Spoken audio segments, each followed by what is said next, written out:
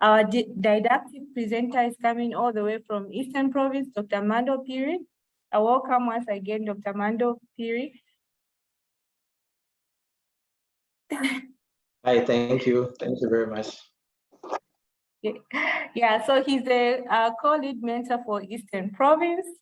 We will have our presenter for our echo case today coming from Kabwe Women and Newborn Hospital, Mr. Brian Chipasha. We have a panel of experts coming from MOA, CDC, UTH Hub, CIDES, and we've got our provincial coordinators coming from Lusaka and also Western Province, Dr. Victoria Manzi and Dr. Chipasha Mumbwe. So apart from Dr. Manzi, do we have any of our experts on the call?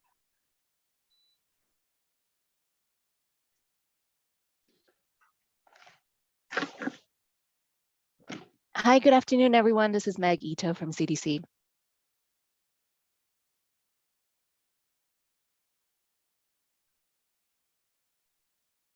Good afternoon. I'm Gloria Munthali from Minstrel.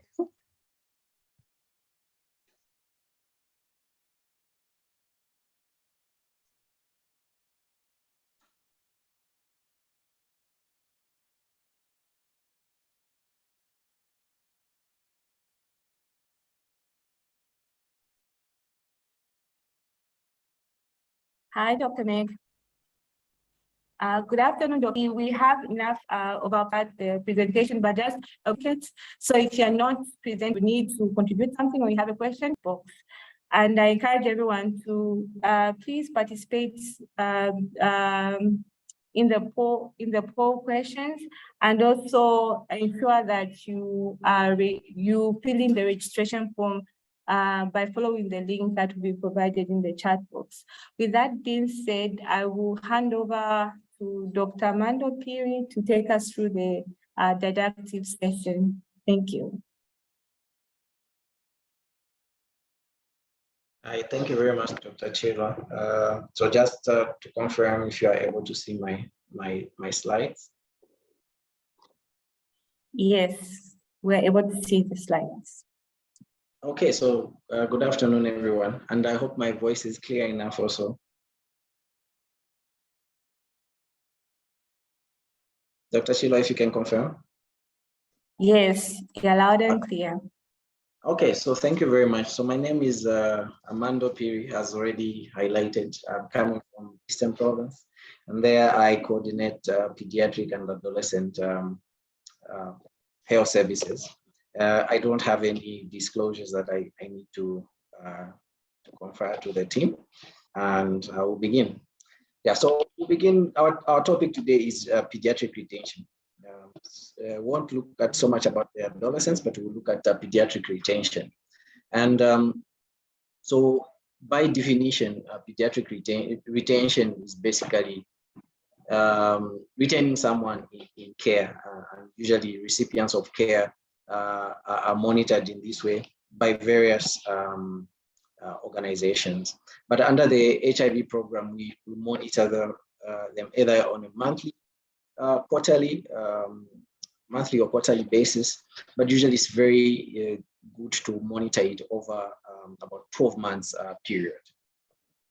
So we'll look at a few definitions so that no one is lost in the talk or in the conversation.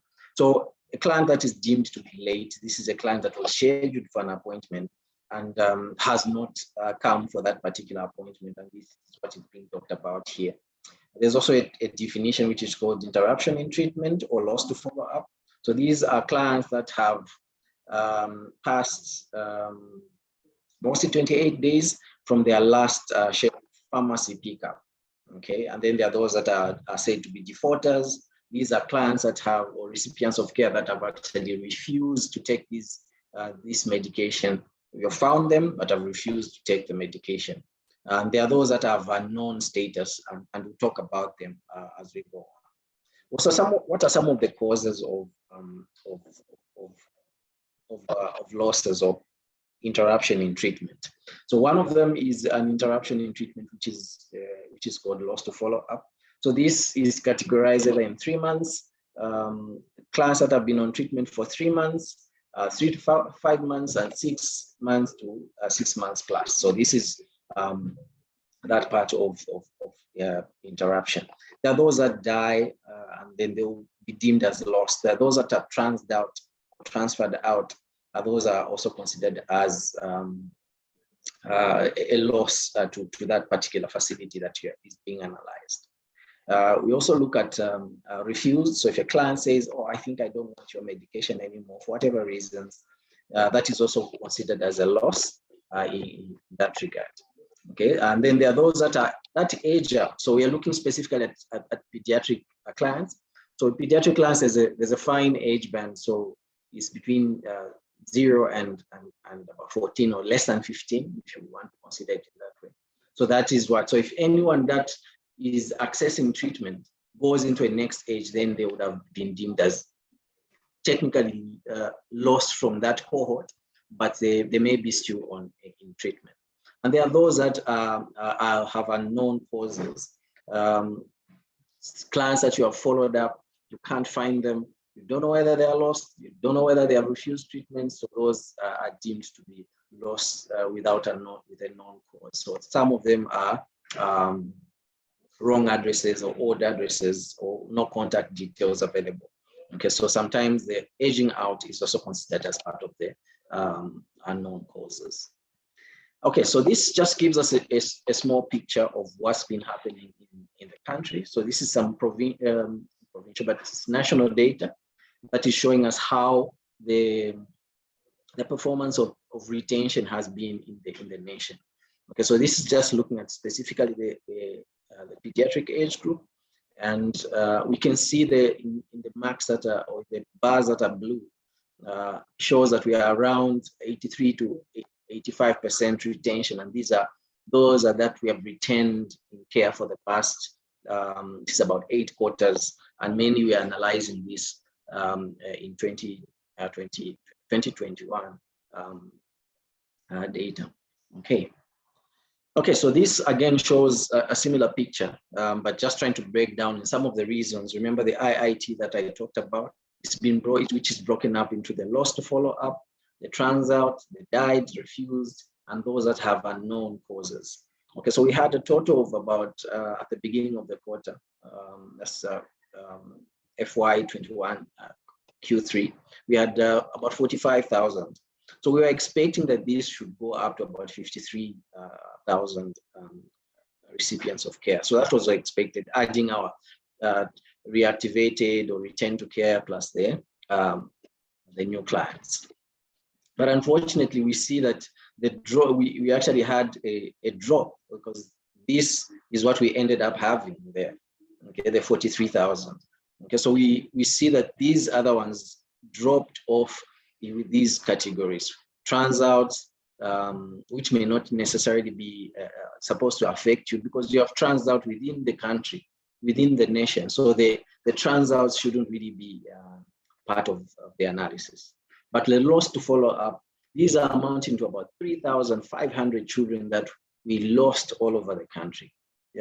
No picking districts or provinces per se, but we as a country lost these 3,500 children. We also lost, in terms of mortality, 441 children. There are about 94 that refused treatment, and then there are those that we cannot categorize, about 3,300 children without a known cause. Okay, so we'll talk about these in a bit. Just so this again just shows the provinces and implementing partners that are being looked at. So for FY21 Q3. Okay, so as a comparison. Okay, so we see that the military facilities are the least performing in terms of retention, which are at 64%. The overall national performance is at 80%, but we see that even as it is high like that, we see that Northern, Copperbelt, Luapula are some of the not so great provinces, performing not so great in terms of pediatric retention. We have a facility or province that is doing exceptionally well at 92%, which is Mchinga, and we'll look at that in a bit. Okay, so how do you analyze these this retention? So there are a couple of reports that you could run in SmartCare, either in Legacy or in SmartCare Plus. So one of them is a PEPFAR-MER report, which will just compare 2 periods. So you could say between, I want to analyze Q1 and I want to analyze if the clans that were active in Q1 are still active at the end of Q2. Okay, so that would be the 2 analyses, and then you just compare how the outcome is between those. There's actually a simpler method, which you use a report which is called an MER comparison report.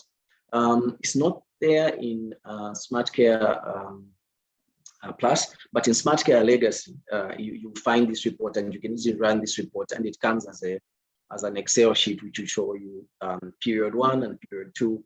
And those clans that are in period 1 will have the 1 marked as present, and then in period 2, if they're not there, it will be indicated as a blank, and then indicated in the various categories of IIT, okay, whether lost, dead,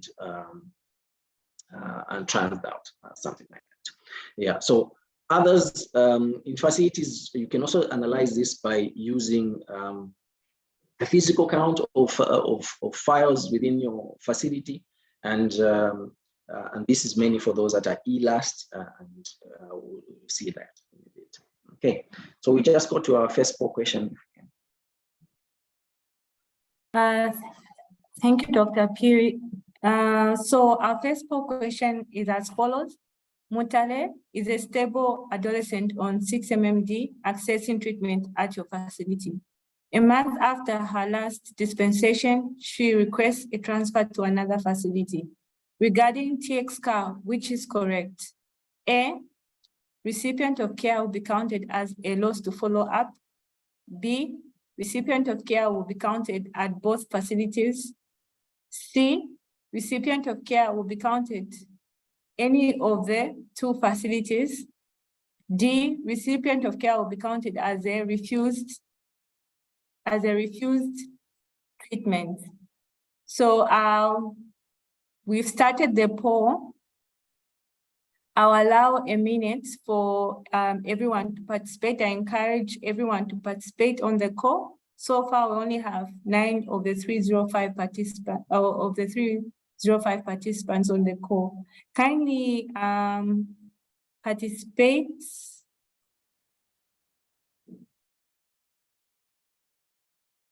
Oh, Kote, has the polling ended? I see it has ended. Can we, yeah, okay. So we can restart participating.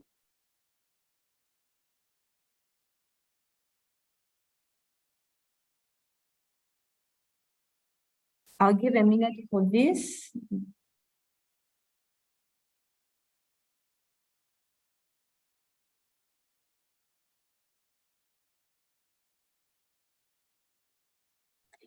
I must say this is a tricky question. Yeah, it's kind of tricky, and I'll explain that in a bit. Yeah. So that we can try and analyze it together. I thought it was a nice question to try and figure out. Yeah, it is. Yes.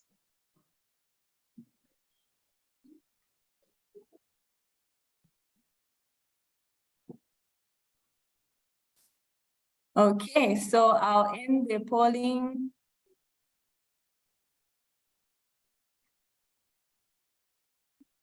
Okay, All so right. I go. Yeah, Let me just share the results. Judges.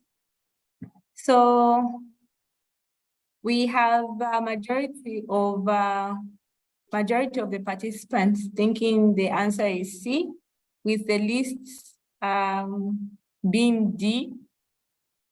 Yeah, this is quite impressive. So Yeah, I'll stop sharing. You can continue, Dr. Phiri. Okay, so thank you very much. So we're just trying to analyze that. So what are some of the causes of interruption in treatment? So interruption in treatment, well, I try to break it down into two levels. There are those that are client-based reasons, which include self-trans out, temporary accessing treatment at another site, disease deaths not reported to the facility, and then there are also those that are system-based, okay, not updating files in ELAS facilities, and then those that are late or have some late disclosures and some issues, and those that are trans out with multi-month scription. And this is where some of our question comes from. So in most facilities, when you trans out a client with multi-month scription, you find that this client will not be counted in the mother facility and also in the next facility where they're supposed to go to, because most likely they will have medication and they will not report at the next facility until they run out of the medication. So that is usually a challenge in terms of retention. So what we usually encourage is that once you are transing out a client, trans them out with a minimal amount of drugs, most likely about a month of supply, so that by the end of the month, they can actually be reported at the next, they can report to the next site. Okay, so that's where our question was coming from. Some other causes include mortality, and we know that amongst pediatric clients, malnutrition, tuberculosis, malaria, and diarrhea are amongst the top causes of death. Okay, so and these are all preventable causes in terms of HIV management. Okay, so let's just go to the next question as we try to buy some. Second question is as follows: Mercy and her 3 children access treatment at your facility. So her children, Mike, male 5, and Michelle, female 3, are seen on the pediatric ART day, while Mercy and her 3-month-old HIV-exposed infant are seen in MCH. How can appointments be optimized? A, treatment is fine as it is. B, all 4 recipients can be seen together under family model. C, all 3 children can be seen on PEDS ART day. D, none of the above. So we can start the poll. So I will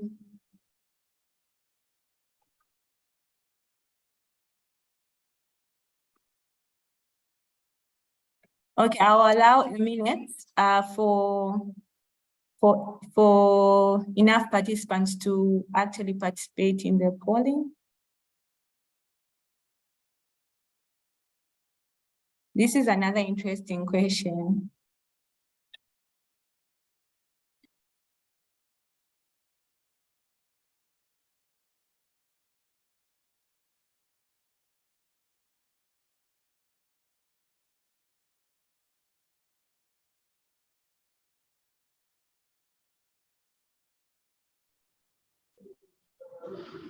All right, we've got 5 seconds left.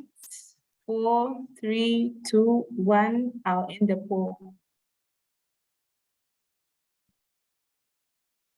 Okay, that's a review of the results. Interestingly, we have majority going for B, with the least going for D. I'll hand over back to you, Dr. Phiri. Thank you. Thank you very much. Yeah. So we'll look at some of the best practices that we have that improve pediatric retention. And these may not only apply to pediatric clients, they may also apply to other groups like adolescents and also the adults. So one of them is prior reminders and also systematic client review, peer pairing, family-centered approach, and then weekend clinics, scholar models, and caregiver support groups. And obviously multi-month dispensation. So we'll quickly go into these ones individually, just to get a glimpse of what each one talks about. Others are disease prevention, like prevention of TB through provision of TPT for those that are above a year old, and also providing Septrin to all pediatric clients that are less than 5 years old. Remember that this does not only prevent obviously toxoplasmosis and isospora, all those other what are seemed complicated diseases or advanced HIV diseases, but also even just the regular diarrhea is reduced in pediatric clients because they are taking Septrin. So systematic review. So this is, you know, when you usually see a client, usually gets, you quickly switch to start seeing the client without actually getting some detail of who you are reviewing. So one of the key things is to review the viral load, the weight, and always check your, update your client's contact details at each and every visit. Remember, people can change within a month, within 2 months, they can change their location. And always discuss or ask about disclosure. So here is an extract from Smart Care Legacy. So there's a point which is found on your menu here. Okay, so when you look at menu, when you press menu, it will bring this in dialogue, and then you pick on patient reports, which is number 2, home, then patient reports. Once you get to patient reports, it takes you to a page like this, which has graphs, problem lists, medications, and lists of report lists. Okay, so here it can give you a quick guide on what you need to have. So like vitals, you can check quickly what the vitals have been over a period of time.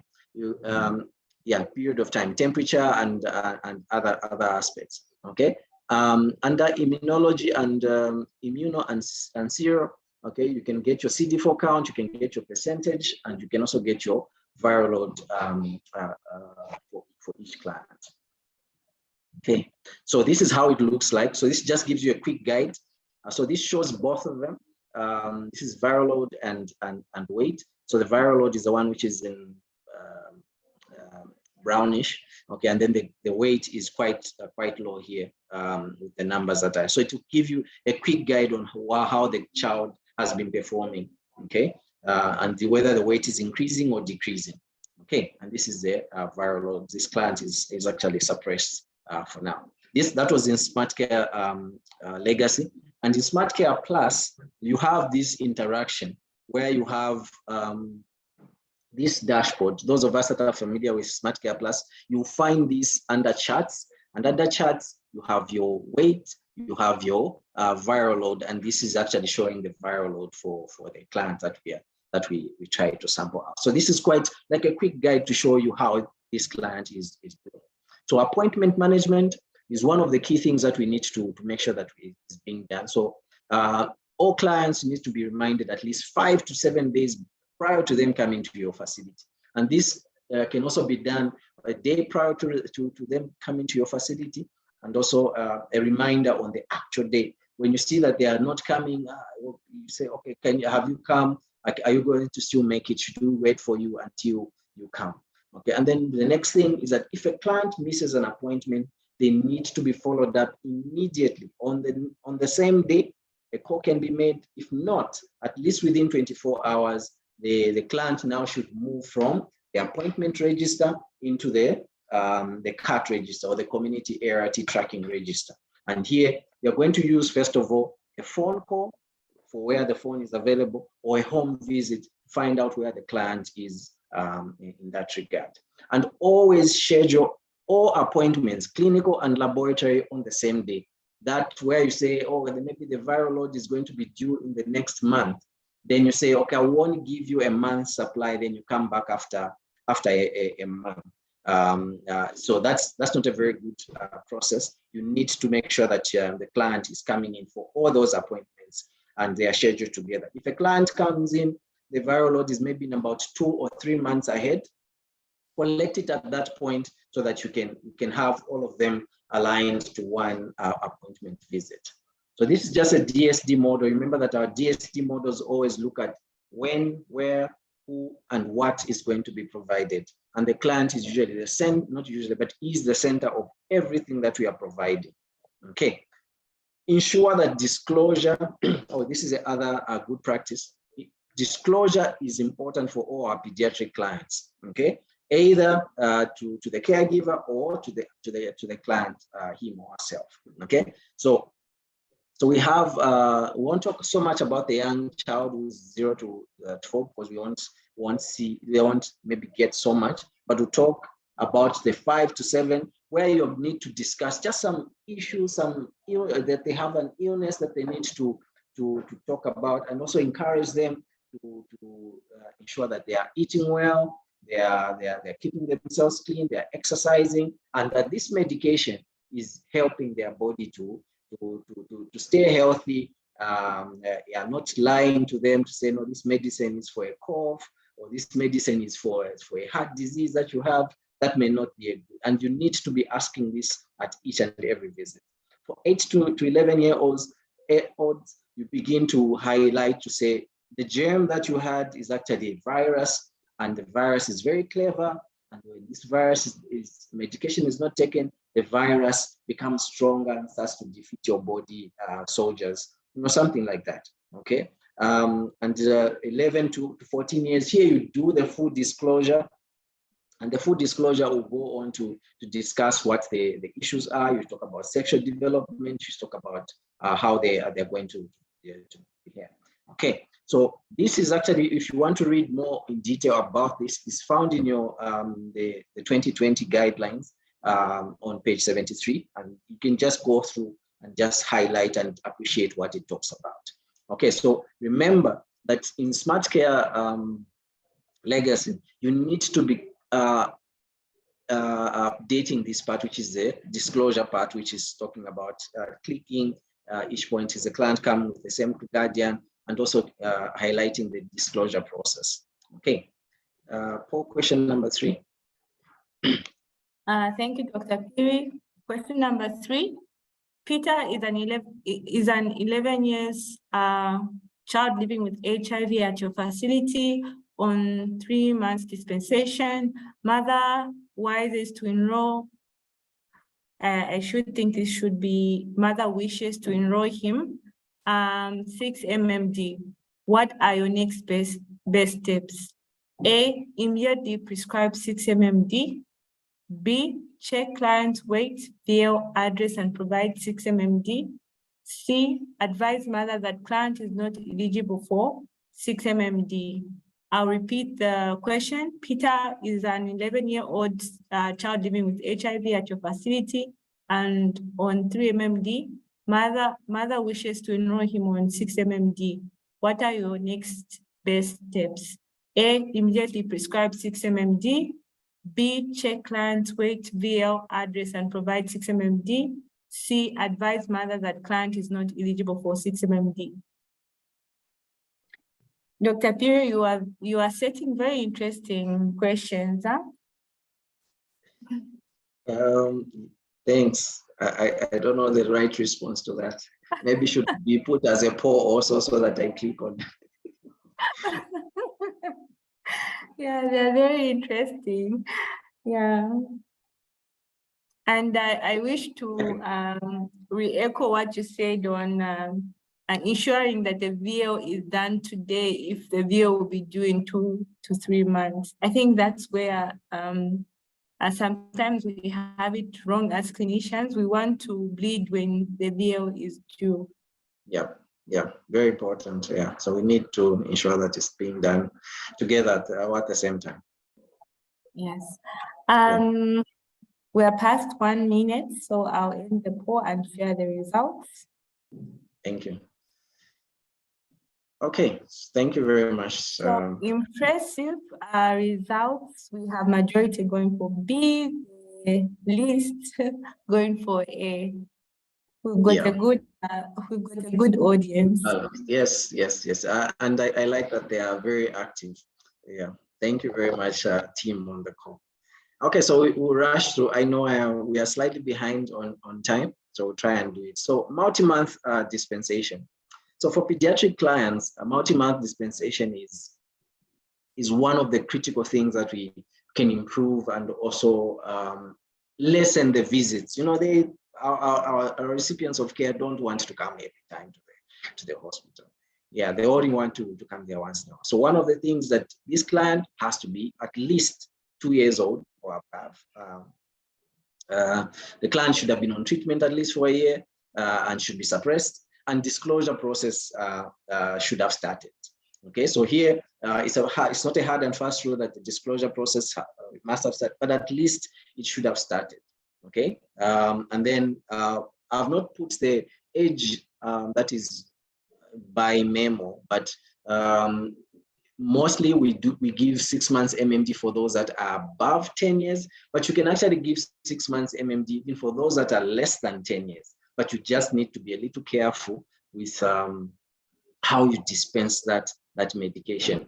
Okay, so something that we'll talk about. Okay, so I brought this up so that we just look at how the multi-month prescription is done. It may be obsolete now since we have DTG in most of the facilities, but this is something where you can actually prescribe your DTG here. You put your ABC there, your 3TC there, and then your PDTG or DTG there with the 10 milligrams being highlighted there.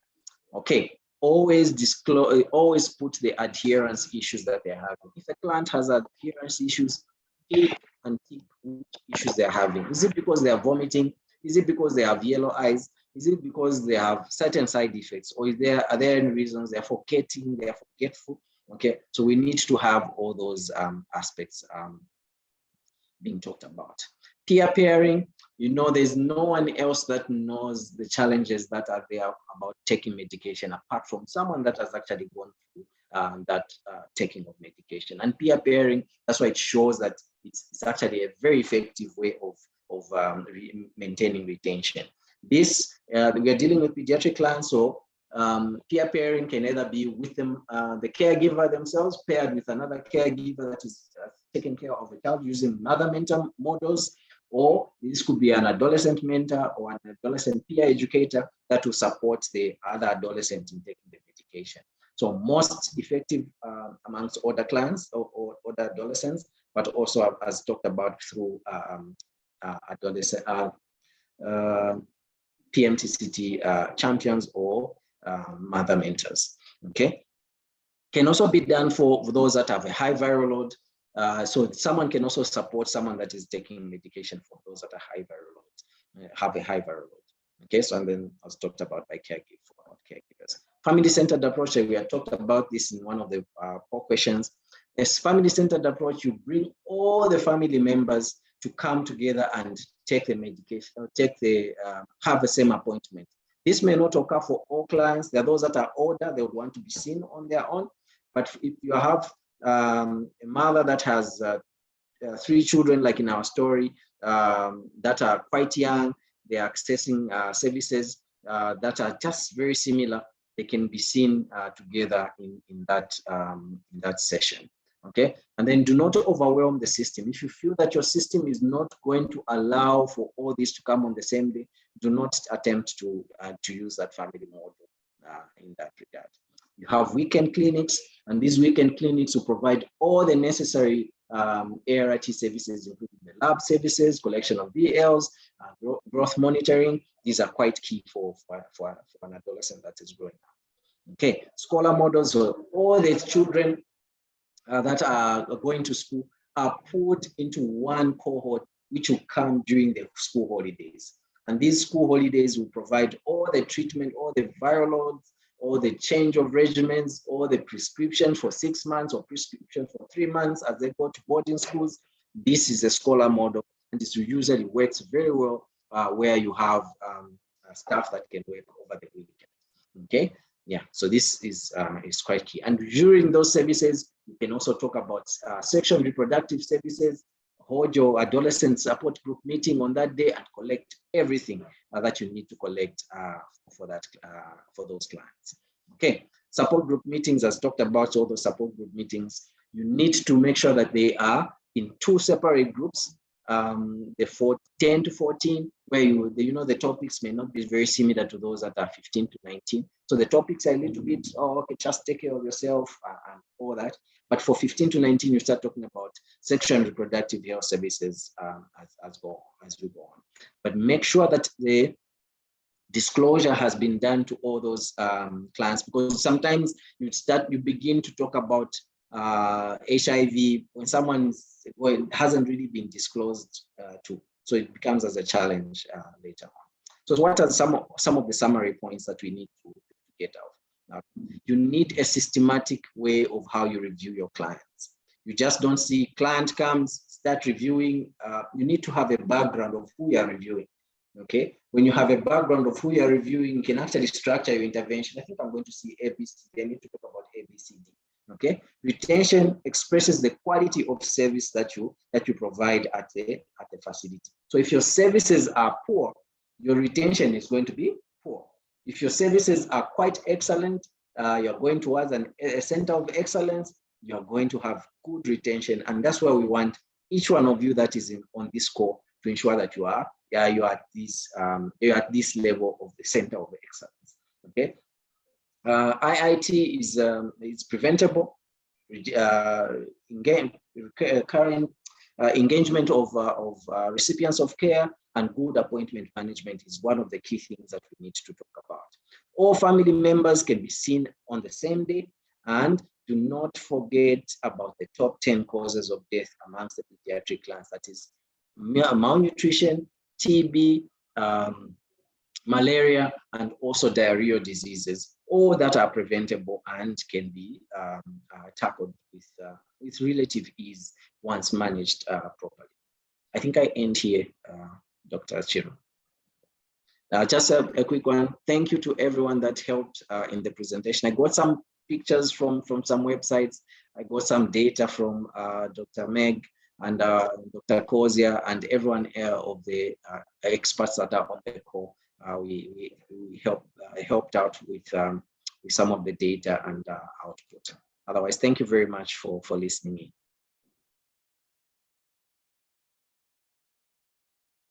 Dr. Chirwa, over to you. Thank you very much, Dr. Phiri.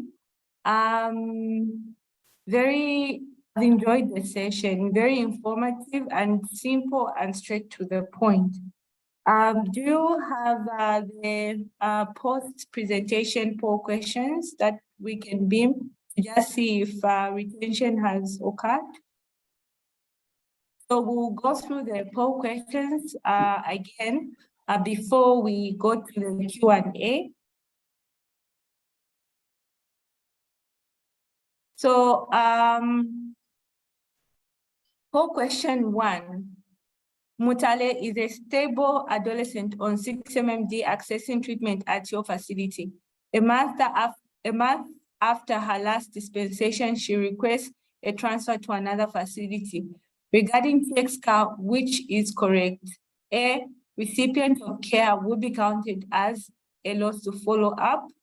B, recipient of care will be counted at both facilities. C, recipient of care will be counted any of the 2 facilities, at any of the 2 facilities, yes. Then D, recipient of care will be counted as a refused treatment. So we can start the polling quickly so that Dr. Phiri can go through the questions with us.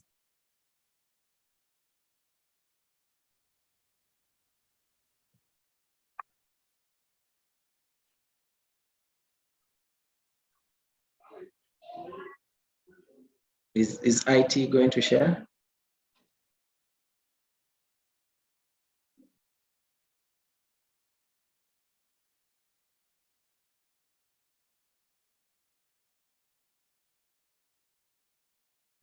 So IT has shared. I'll give 30 seconds since we are pros now to the questions. Then we'll have a discussion.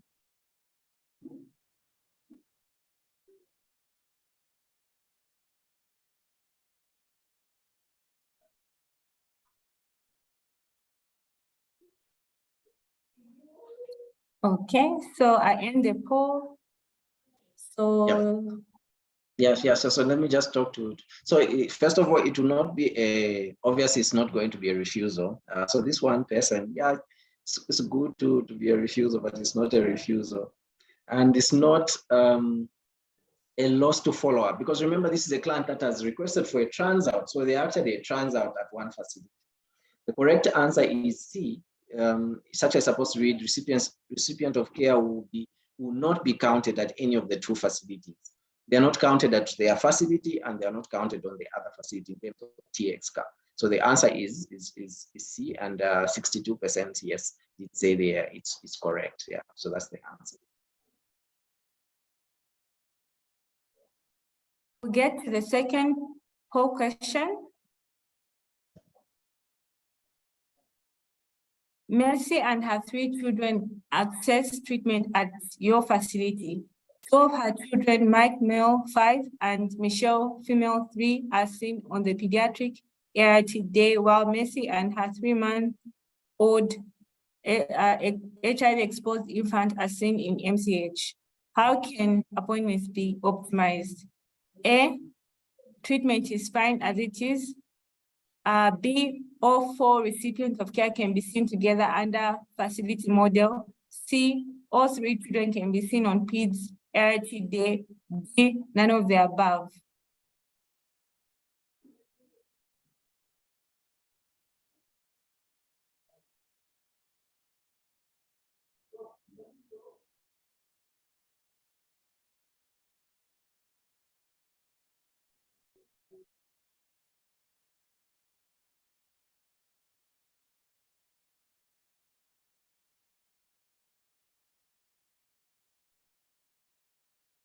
So I'll allow 30 seconds as well for the audience to participate in the poll.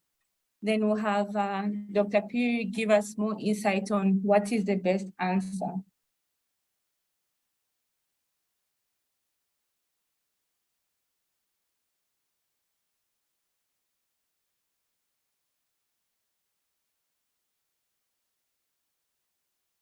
Sharon, are you able to see it now?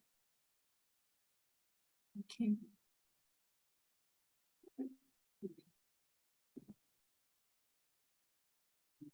Thank you, Sharon, for the feedback. Okay, so thank you very much. So yes, the correct answer is B. And what we are trying to do here is to make sure that the appointment is optimized for that particular family. And yeah, so the appointment is quite correct in the way that it is. Okay, so all clients can be seen on one day. Mother, we don't want the mother to bring child A or brings Michelle on one day, Mercy and Michelle and Mike on one day, then comes for her own treatment. No, we just want her to come once, everything is done, then she goes back. This will be for younger children. For children that are slightly older, maybe she has an 11-year-old, a 12-year-old, or even a 15-year-old, those can come on their own pediatric day for treatment. Yeah, we can go on to the last one. So I know we are behind time. Okay, so Chatonda and team, kindly beam the poll questions as I'm reading them out so that we can give enough time for the team on the call to participate. So poll question 3, Peter is 11 years is an 11-year-old living with HIV at the facility and on 3-MMD. Mother wishes to enroll him on 6-MMD. What are your next best steps? A, immediately prescribe 6-MMD. B, check client's weight, VL address, and provide 6-MMD. C, advise mother that client is not eligible for 6-MMD. So I'll end the poll here and see the results.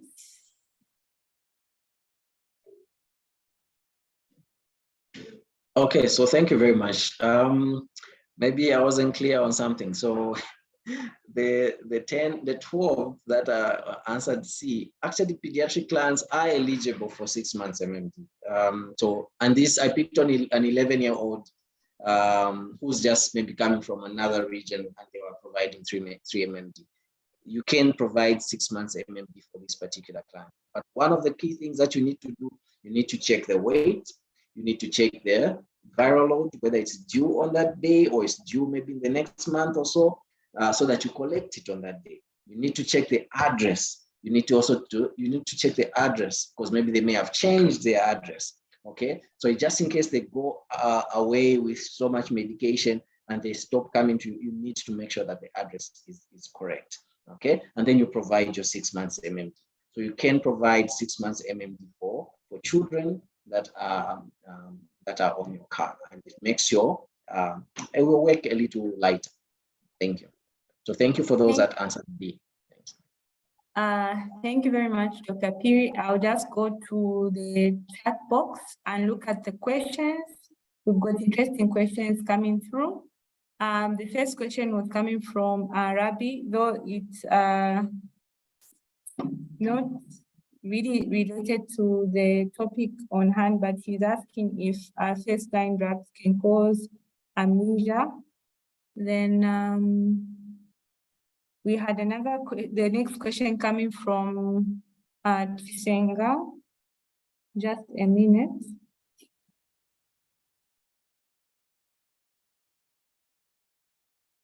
What happens to our DST clients, for example, clients clinical due today, but the bill is due in December or January? So I guess she's trying to ask, do we give 6 months to this client? Then Melody also has a question. Doesn't bleeding 3 or so months before a client is due affect the VO coverage somehow? So I guess this is in relation to when reports are generated. Yeah. So no, we can pick up those 3, then we. Yeah, answering Melody's question, the answer would be no. It doesn't affect your viral load coverage, but it will pick the very first viral load coverage, a viral load that you put in there. So when you get your result and you enter your viral load in there, you are actually the one that is going to put the range of the date.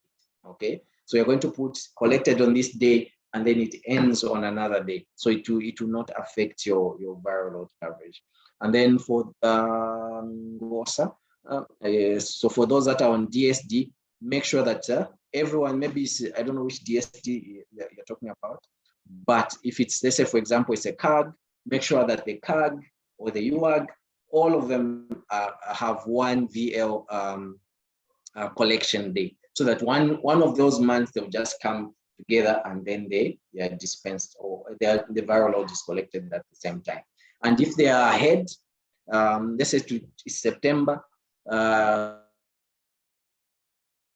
okay, so you know that it's going to be in March or in April, you can actually collect it now so that it matches up with the other visits that are going to come a month ahead. Okay. Over to you, Dr. Chirwa. Okay, so I'll just read out the next sets of questions and comments. So we've got a question from Abigail Kasongo. She says, thank you for the good presentation, doctor. But from what I know is that children who are less than 5 years are considered to have advanced HIV, and 6 MMD is only given in recipients of care who are stable. But according to your presentation, you mentioned that 6 MMD can be given in children above 2 years, meaning less than 5 years. Kindly clarify on that. Then Dr. Zimba says, love the presentations, the slides were on point and the polls were interesting. Thumbs up. Thank you, Dr. Zimba. Okay, these are just recommendations.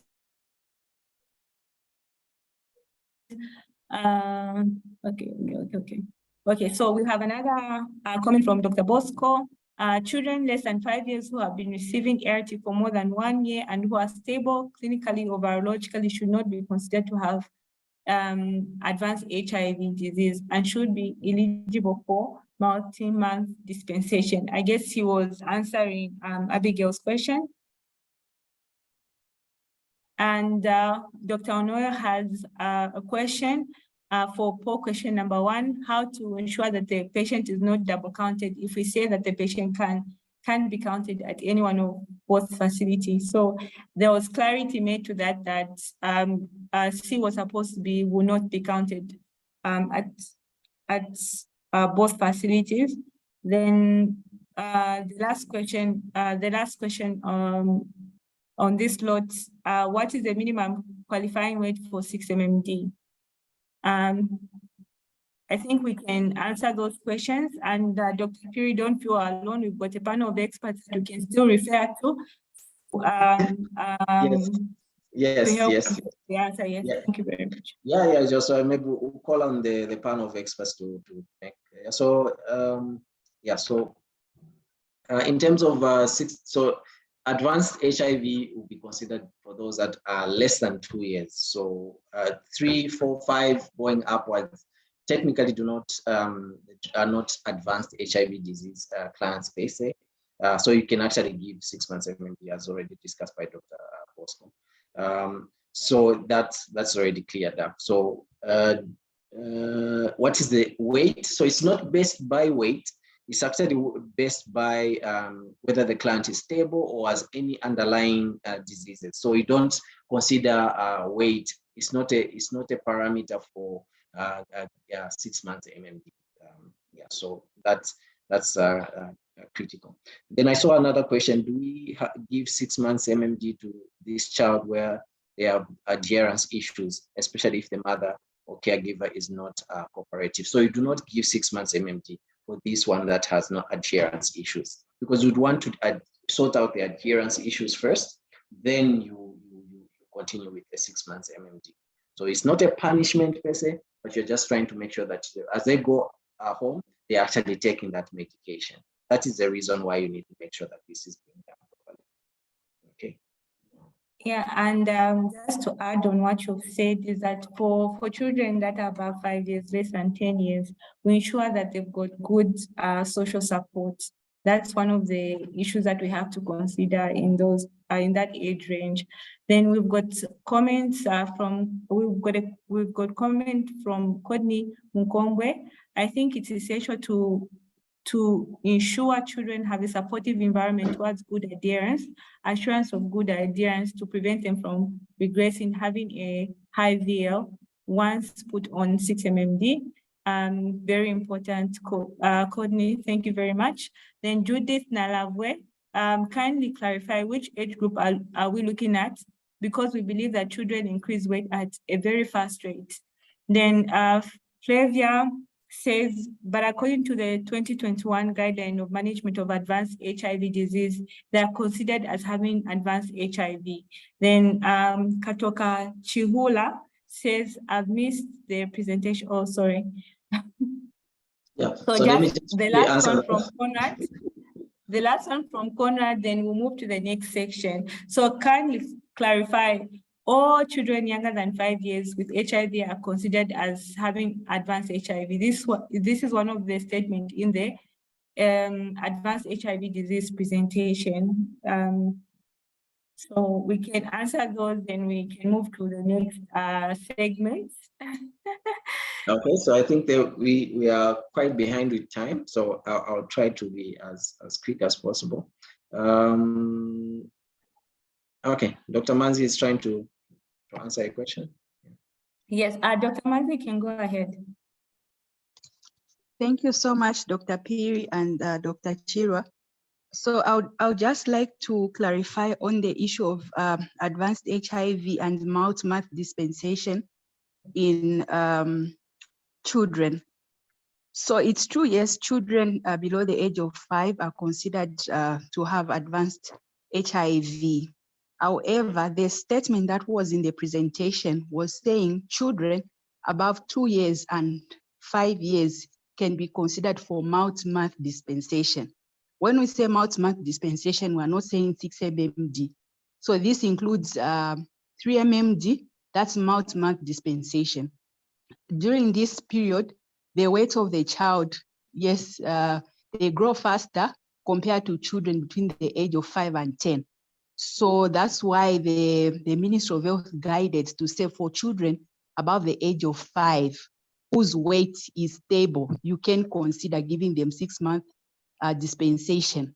However, the guidance is that any child above the age of 10, because at the age of 10, the anticipated weight is somewhere around 25, and in that weight, you're looking at what you are giving them. you will not be changing the regimen, unlike someone whose weight is less than that.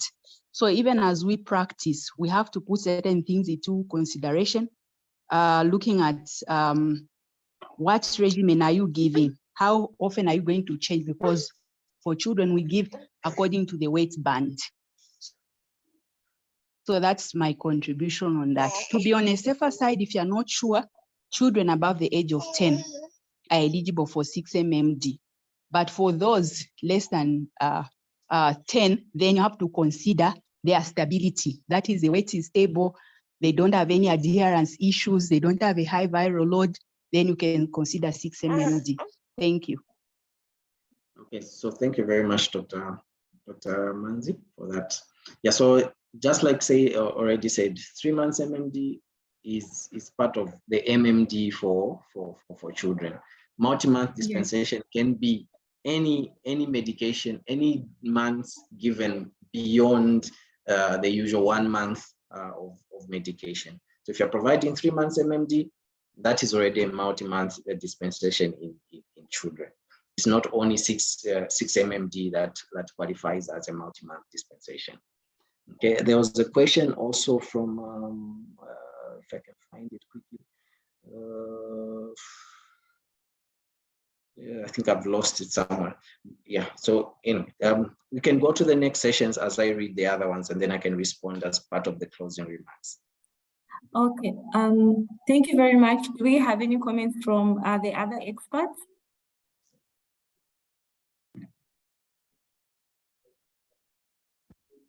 I have a comment. I don't know if you can get me.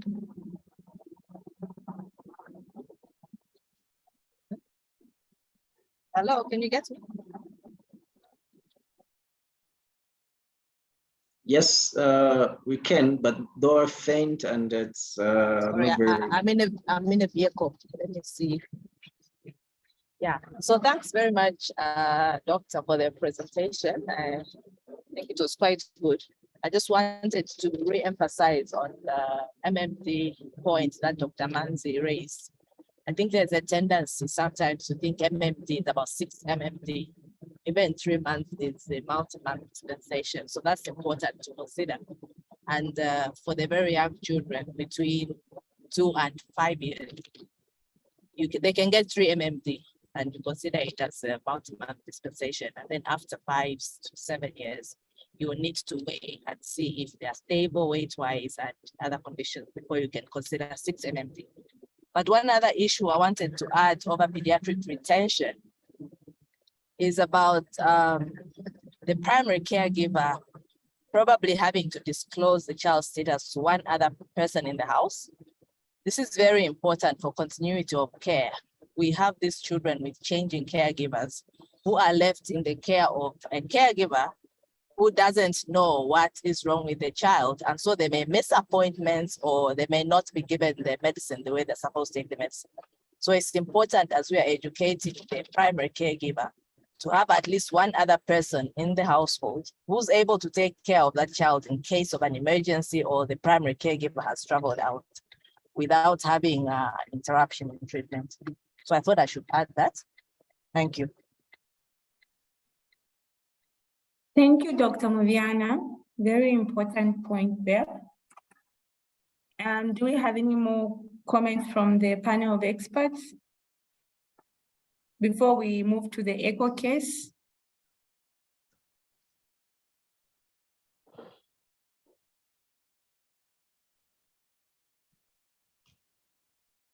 Okay, if we don't have any more comments, we can go to the echo coming from Kawe Women and Newborn Hospital. Mr. Brian Chipatela, are you on the call with us?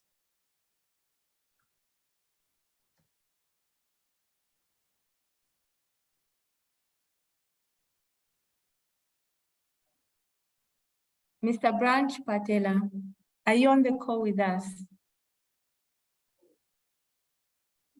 Can we still share the echo case on behalf of Kawe? Though unfortunately, if there are any clarification, we will not be able to make them. Yes? if Mr. Chipatela is not on the call, Mr. or Dr. Chalwe from Kawa Newborn and Women Hospital can present. Okay, so Mr. Chipatela is actually asking if he can be muted. Tatonda and team, can we unmute Mr. Chipatela so that you'll be able to share with us his case, and we can share the case with the team if we have it. Kote, are you able to share the echo presentation? Yes. Okay, so Yes, we are able to share, except Mr. Chipatela is a co-host, so he should be able to unmute himself. We are unfortunately unable to forcefully unmute people. Okay, so Mr. Chipatela, you can unmute yourself. Okay, good afternoon. Can you ensure that other devices are not connected via audio as you present, otherwise you'll be getting echoes. Okay, thank you. Good afternoon. Good afternoon, sir. How are you? Fine, thank you. Thank you.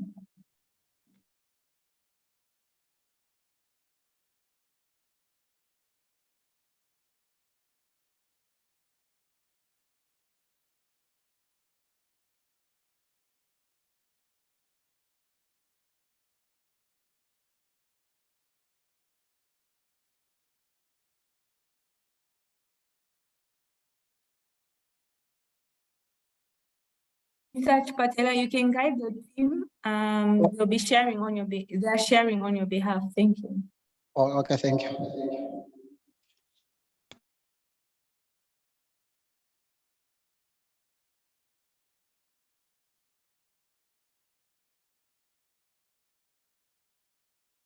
Yes, so our presentation coming from Kaba Women Newborn and Children's Hospital this afternoon.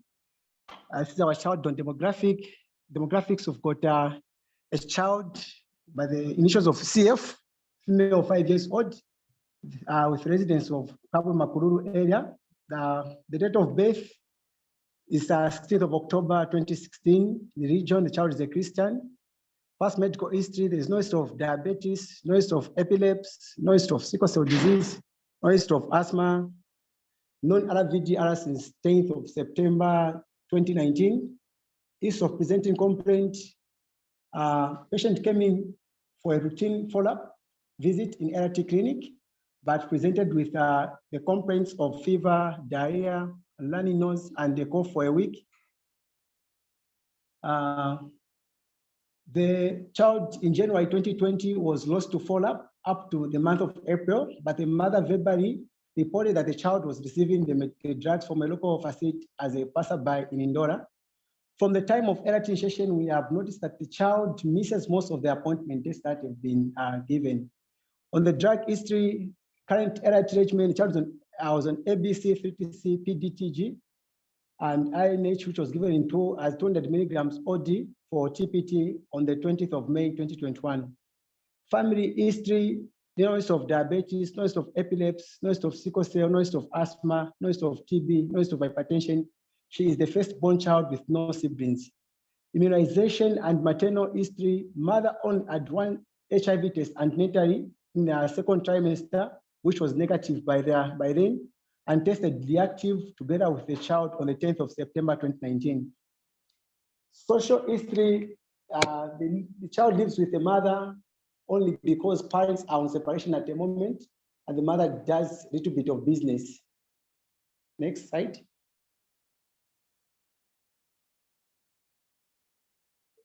On examination, general condition was stable. There was no pallor, no jaundice, no cyanosis. The chest was clear.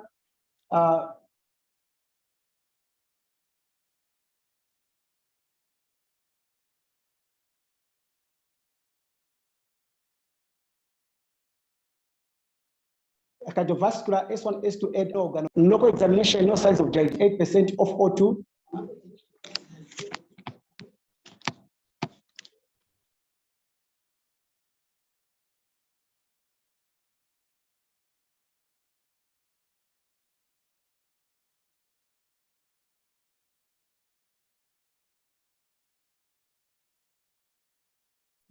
Are we able to hear Mr. Chipatela?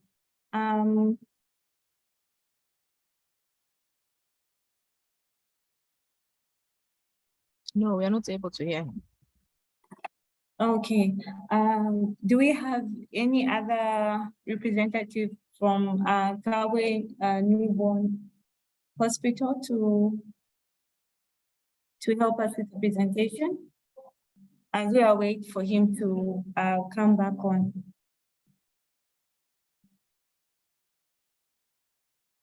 Okay, we can go to the next slide while we wait for Mr. Chipatela.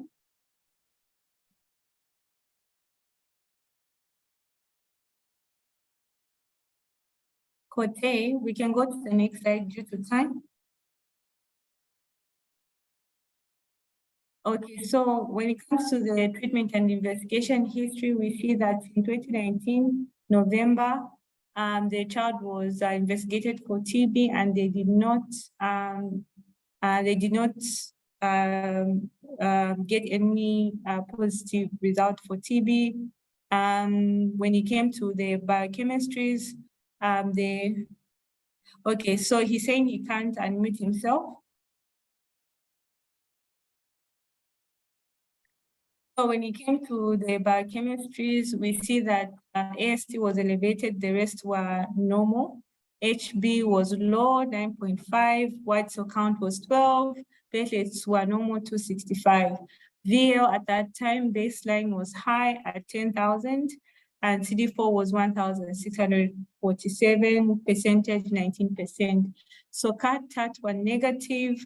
Regimens put was ABC, 3GC, lopinavir, together with septrin, folic acid, and adherence counseling. So we can see that over the years in 2021, September, clients had a high VL and was put on EAC while on the same regimen and septrin. CD4 count was 1,200, though we don't have a percentage there. Then 3 to 4 months later, the client's VO was repeated. It was still high, though lower than the previous result. Client continued on ABC, 3TC, lopinavir. EAC was continued.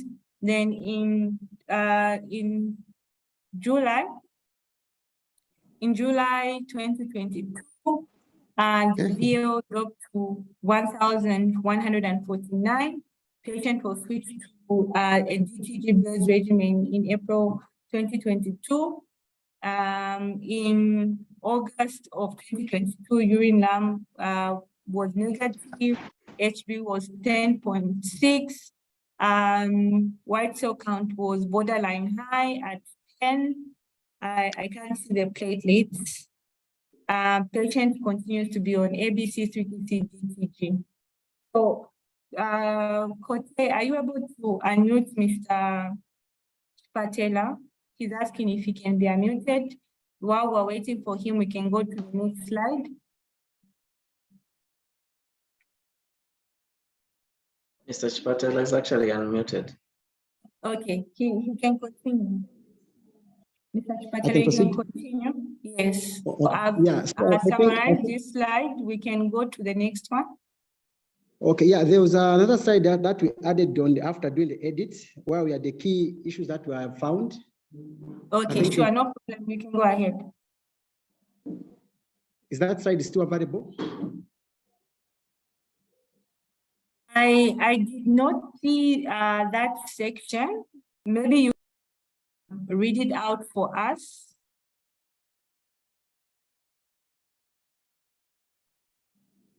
Selling this slide.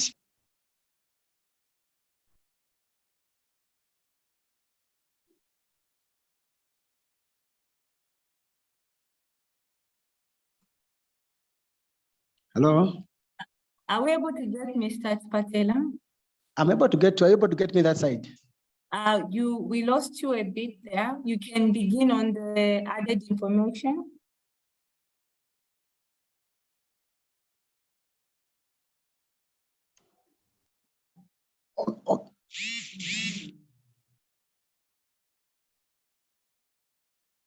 Hello?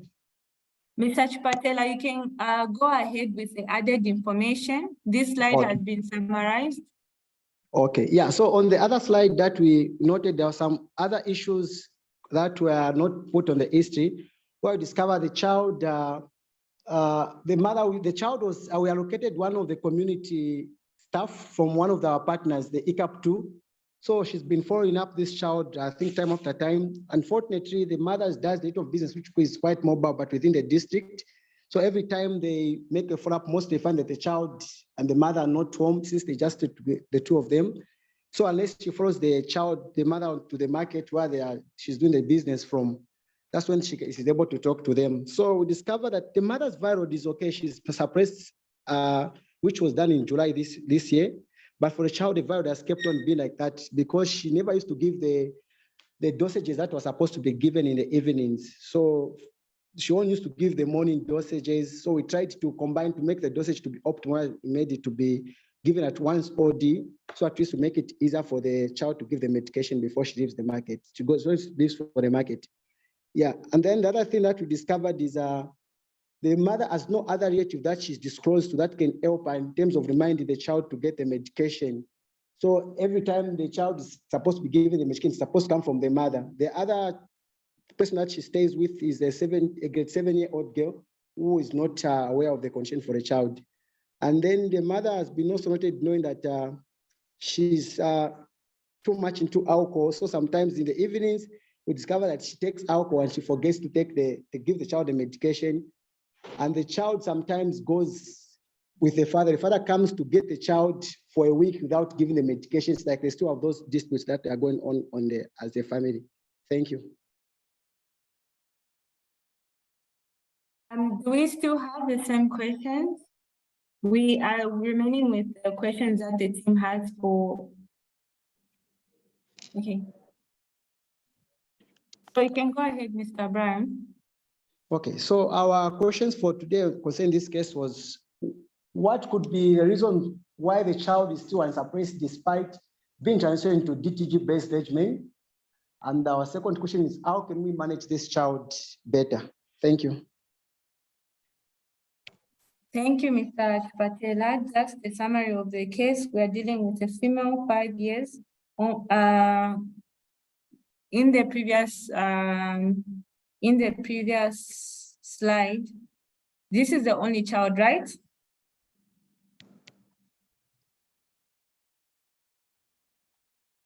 So we're dealing with a 5-year-old recipient of care, soon to be 6 years next month, who presented with fever, diarrhea, running nose, cough for 1 week. Though it's not stated when exactly she came in with these symptoms. She's RVDR for 3 years now, lost to follow since January 2020. History of poor adherence and social support due to mother's mobility, and also issues to do with separation of the mother from the dad.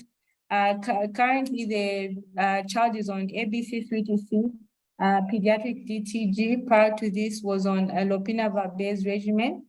Child has been Hiv-How since September 2021. So the team is asking what could be the reasons why the child is still unsuppressed despite being transitioned to DTG in April 2022, and how can we manage this child better? And I have to also take note that this is a child who's been followed up by ICAP3. So even as we are answering, we need to bear in mind that we're already providing some form of social support. So I will now make time for the people on the call to ask questions, give comments to the presentation that has been made. Thank you.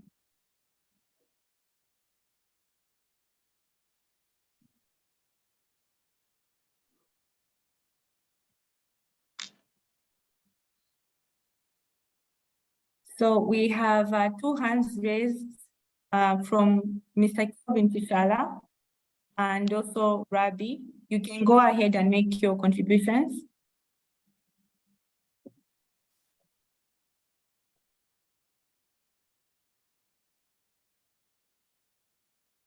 So we've got a comment from, we've got comments in the chat box. So Dr. Zimba says, from the history, adherence remains a challenge. Suppression will not be attended until this is addressed. Danny stated that poor adherence is leading to unsuppressed. Melody Banda, from the scenario, the problem is adherence, not the drugs. It could be DTG-based regimen, but if not taken correctly, then work done is equal to 0. The mother doesn't give the child the medicine correctly. This could be like that because she's reacting towards her separation from the husband. Seeing such more often than not, I feel counsel the mother strongly. So Hula says adherence is the main challenge for that child. Mr. Kelvin Tishala unable to, So Mr. Kelvin is unable to unmute himself. Can we IT assist him to do so? Then Mr. Bonnie says, can we do a genotype testing for chances of resistance? I strongly feel the adherence is still the problem. So with the above submission, so Dr. Zimba, can you unmute yourself and maybe give clarity to what you stated in the chat box? Your comment is ICAP3 need to be engaged to provide targeted support. So ICAP3 is already on the case. The presenter did state that whenever they visit the mother and the child, often they will not find the two. Yeah. So, Kote Atonda, can we allow participants to unmute themselves and give their contributions? I see a number of hands that have been unable to unmute themselves and give their contributions. Thank you. Okay, please go ahead. They can unmute themselves. Am I audible, Doc? Yes, sir. You can go ahead. All right, thank you very much. From what I've gotten from the presentation by our colleagues, I think, like everyone has mentioned, I do not think that we need even to think of changing the line of treatment for this child because the issue remains to be that of adherence. Adherence is the main problem here. So I heard in his explanation that sometimes the father would take the child and the child will not be taking maybe medications. The mother, sometimes with the work she's doing, she gets overwhelmed and then maybe I don't know if it is the sibling, that one who drinks. So what I would suggest is that I understand these people are on separation, but this will affect this child negatively. So we'll need to see these individual parents separately and then counsel them, like intense counseling, because the adherence is dependent on the mother and the father. So the team there will need to meet the father, since they have maybe already done that with the mother. If they can have that separate counseling session with the father, so that is also involved and takes the lead in even reminding maybe the mother to take the medication, and also doing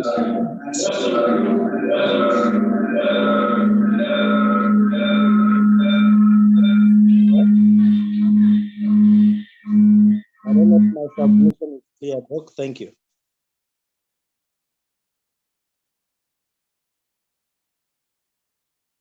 Am I audible, Doc? Yes, sir. We got your submission. We can have Mr. Brian give clarity to some of the queries that were put in the chat box. Then afterwards, we'll continue with the comments coming in from the network. Mr. Taylor, you can go ahead.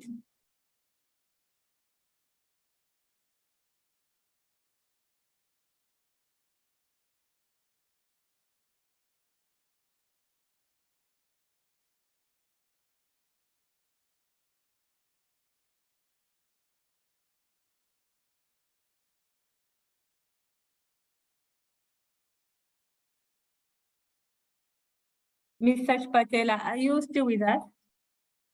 Okay, so we can have Mr. Rabi go ahead and make his comments. I just wanted to ask, did they try EAC sessions with the mother? Maybe I did not get that. Okay, yeah, so in terms of EAC, we've been doing it on the mother, knowing that the child is 5 years old, so it's difficult to do it direct on the child. So we rely on the mother that we've been communicating to. Unfortunately, she's the only person that we have contact that we've talked to. We've never not talked to the father or any other relative because she's not disclosed yet to the other relative. So what is the barrier that you have noted? So the barrier is the schedule for the mother because she's doing some form of business in the district. So most she comes back home in the evening. She never used to give the evening dosage. So it's now she's now giving all the dosage in the morning before she goes for business. But the other barrier that has come in is because the father to the child also comes in to steal the child at times, goes to the child for a week, brings back the child, which becomes difficult because the child will go without any medications. Thank you. Is it possible to, what about treatment supporter? Have you tried engaging someone who maybe is a family member? Maybe if you could talk to a family member who could be her treatment supporter, where in times when you say she's not around, because you said the one that is with the child when she goes for business is another young child who is not aware of the child's status. So is it possible to identify an older person, maybe her mother, her grandmother, the grandmother to the child, or maybe a sister or a brother who can understand the situation? Then you engage them and make them a treatment supporter to the child. Yes, it's possible. Once we talk to her, I think if she's able to open up to one of the relatives, yeah, so she has to come with that suggestions, then we can do that. Once she's with the person that she'll be comfortable with, yeah, it's fine. We can go that way. Thank you.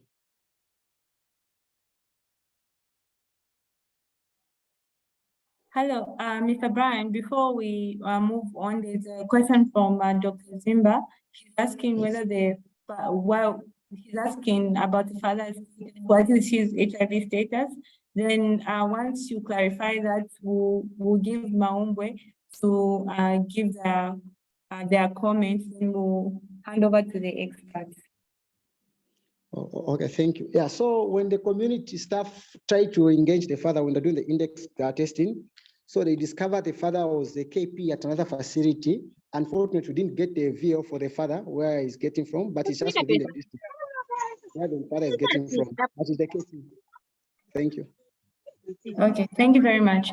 So, Mr. Mumbwe, you can go ahead. Okay, thank you, madam. The 4 in VL is though slowly, but it's at least seen. My concern is on the nutritional part. If they can also engage the nutritionist from the facility, as the lifestyle of the lady that is in question, the mother, being at the market, she might not be in position of taking or giving the child a regular meal or something that is substantial. I feel if a nutritionist could be also engaged as they go to give the education, maybe that could help as well. Thank you very much, Mr. Mumbwe. We'll now give a chance to the experts to give their contributions before we can close the session. So I hand over to the experts on the call. We'll start with Dr. Mubiana because she has to drop off.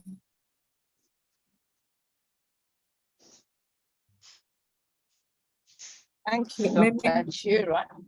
Yeah, interesting and difficult case. I agree with the previous speaker about engaging the father. As long as it's the father and you'll be getting the child, it's important that he understands what's going on, so that even if he's going to get the child, he will still be able to continue giving the treatment. So in terms of the mother's role, I think it's important to try and find another supporting caregiver who will be able to help with adherence even in the mother's absence. So I'm not sure exactly who else is in the home was able to help with that. Apart from the support from the ICAP, you'll still need somebody who lives permanently with the child to give that daily support. Thank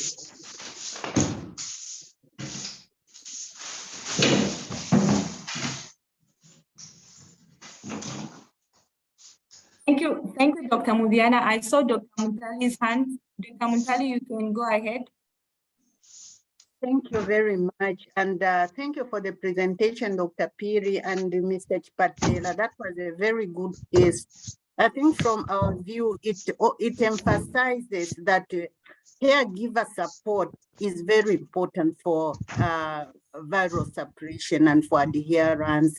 And also that despite having a good drug, DTG is the best drug that we have right now. Despite having that, if we won't have good adherence, then we won't meet our goal for viral suppression in children.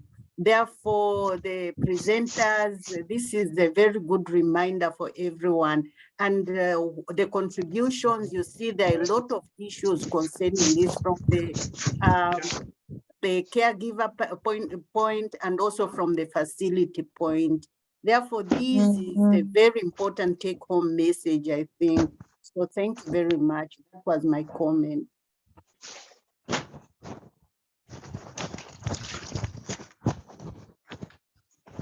Back to you, Dr. Chirwa.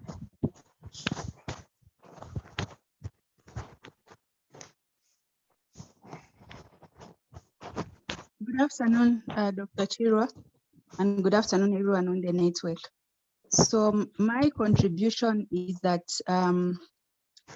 the team that has presented the case has highlighted a number of issues that children face.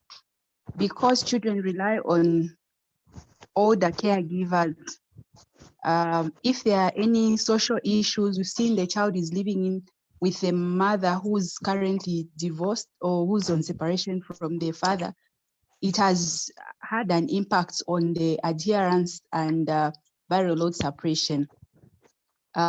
Therefore, one of the things that we can do is support this mother by ensuring that she's enrolled in a support group and learns from others. Then we can also consider enrolling this child in DOT. So we can identify a treatment supporter who comes from the zone where this child lives in. Then ICAP 3 is already on the case. I would recommend a case conference for this child where we bring together both parents and the care providers so that we can come up with a lasting solution towards issues with how the medication is handled when the child is either with the father and the mother. Otherwise, thank you so much, Dr. Mando, for highlighting the issues around retention in pediatrics and for Mr. Chipasha for this wonderful case. Thank you. Thank you, Dr. Manzi. Do we have any other comment from the experts on the call? Hello, Doc, this is Chipasha. I think much has been mentioned, but we'll still do good to get a genotype at this point as we continue the regimen. This viral load has been high for quite a bit. It would be good to have a profile, even as we talk about adherence. Thank you.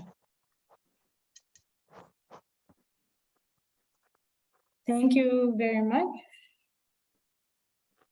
Do we have any other comment from the experts on the call before we do a summary of the case?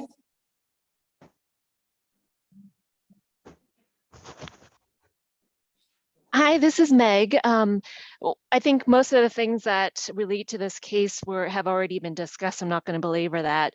But I do want to just, emphasize that cases like these, if you think about them in aggregate, that these are the children who are contributing to, our losses in the pediatric program.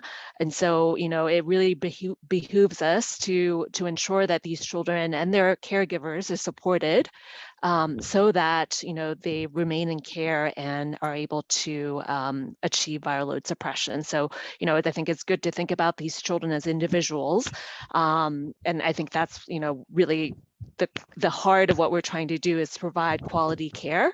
But as a program, we need to make sure that we're addressing these underlying issues so that we achieve success as a program. Over. Thank you, Dr. Meg. I think with that, I thank everyone for tuning into this echo session, just a summary of what has been said over the case. So very important is the provision of quality care to pediatric population receiving ART in our facilities. And it has also been highlighted the importance of good social support to achieve suppressed VL. So for this client, the recommendation has been that we try to enroll the child in a support group, enroll the mother to the child in a support group, and if possible, do counseling of the mother as well as the dad over the child's welfare. Then also, if possible, we can do dots for this child and just involve, for the ICAP3, just involve more of the father in the sessions that they have. Then Dr. Chipasha also indicated that we need to do a genotype for the child. So we one last comment from Mr. Kelvin. You can go ahead.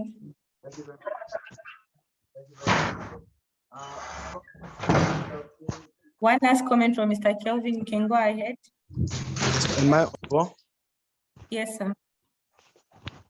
The other thing which I've seen we need to do is just to have time with the mother and then try to talk about her viral load and compare it with that of a child. You agree with me, colleagues and experts are present here, that when it comes to a woman, there's also that factor of care about her child. In as much as she's trying to look for food for this child, but we really need to bring much the picture, the health picture of a child and the importance of the life of this child. And if she can suppress, it means the child also has got that high chance of suppressing. So in as much as we are bringing in the father, but we understand much time is spent with the mother.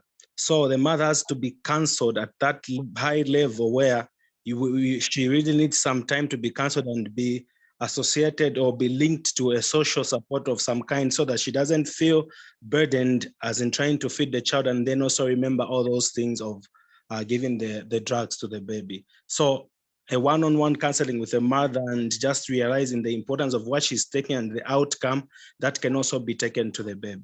Thank you very much. Thank you very much, Mr. Kelvin. With that, we'll close the session. Thank you very much to everyone that managed to join us for the call. Thank you very much, Dr. Phiri. Thank you very much, Mr. Chipatela. Thank you very much to the experts. Your contribution has been very wonderful. With that being said, just a reminder that we need to fill in the registration form by following the link that has been shared in the chat. Have a blessed week. Thank you. Thank you. Thank you. Bye.